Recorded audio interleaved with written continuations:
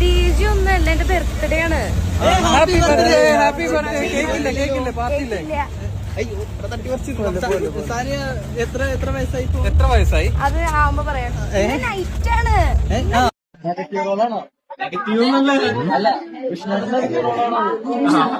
Comedy ആണോ അതോ comedy ഒന്നല്ല തല്ലിക്കൊടുത്ത്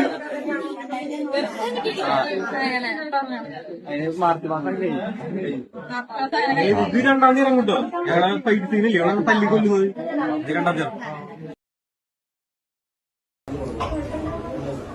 ഇലക്ഷനെ കടക്കല്ലേ, തുടർഭരണം തുടങ്ങും. അതറിയില്ല, കാരണം ആളുകളുടെ മൈൻഡ് മാറിക്കൊണ്ടിരിക്കുകയല്ലേ. ജനങ്ങളിലേക്ക് ഏറ്റവും ജനങ്ങൾക്ക് ഇമ്പാക്ട് ചെയ്യാൻ പറ്റിയാല് ചിലപ്പോൾ മേ ബി തുടരുമായിരിക്കാം, അറിയില്ല. എന്തായാലും നല്ല ഭരണം ഉണ്ടാവട്ടെ എന്ന് ഞാൻ വിഷ് ചെയ്യാണ്.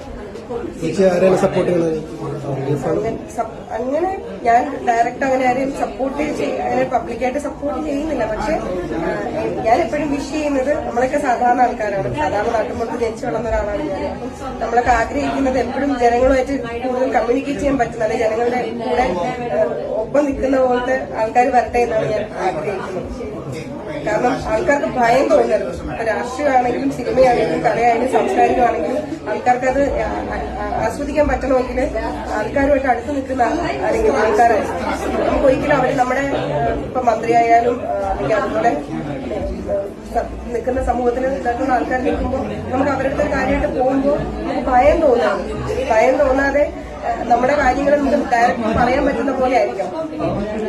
രാഷ്ട്രീയം ഇല്ലാത്ത അല്ലെങ്കിൽ ആൾക്കാരോട് കൂടുതൽ ആൾക്കാരുടെ ഒരു കണക്ഷൻ കീപ്പ് ചെയ്യുന്ന ആൾക്കാർ വരണം എന്നാണ്. ആരായാലും ഏത് പാർട്ടിയാണ്, ഞാൻ ഇന്ന പാർട്ടി എന്ന് പറയുന്നില്ല, ആരായാലും നല്ല ആൾക്കാർ വരട്ടെ എന്നാണ്.